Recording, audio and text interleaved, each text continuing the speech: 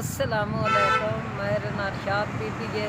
मेरा निका जिहा कारोबार ते आटा बालों लभ जाए तो मेरा एक कारोबार चल सकता है। मेरे को जवान मेरा पुत्र आई वो गुर्दे खत्म हो गए आनों के जो कुछ आई वो ला छड़े इतना भी नहीं मेरे को जड़ा मैं एक कारोबार चला के ते रोटी कमा एक पोतरी है एक पोतरा है मैं उन्होंने तो भी बड़ी औखी हाँ तो बुढ़ा मेरा मतलब है हूँ दिहाड़ी तो ही कोई नहीं लाता जो जावे तो आदे बाबा तू की करना है वो गोडिया तो भी रेव है तो ना कोई वो लाता है तो ना कोई असी बड़े मजबूर ते गरीब हाँ।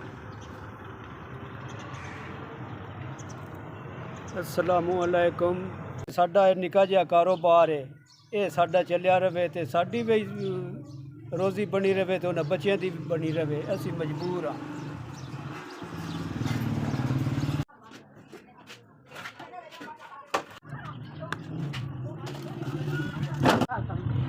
बड़ा जी महीना बनने लग गया अल्लाह पाक ने पढ़ा दिया सौ दिया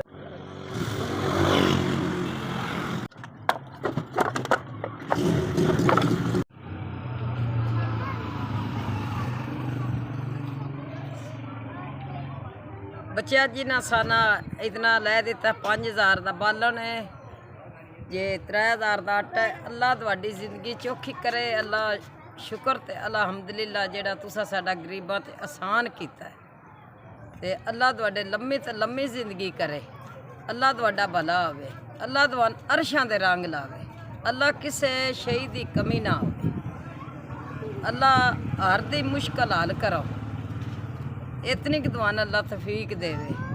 असी माड़े बंदे आसे साडा कारोबार खड़ा होई असी ते दुआई तुहाडे बच्चियां ने मक्के तोड़ी तुहाडे ते राजी हैं ये अल्लाह तुहाडी जिंदगी लम्मे ते लम्मे। अस्सलामु अलैकुम जी जवान साडा पुत्र पूरा हो गया यो ये पीछे साडा कारोबार बंद आई भला होवे साडा कारोबार चलाए अल्लाह तुहाडी लम्मी जिंदगी करे अल्लाह तुहां रंग लावे।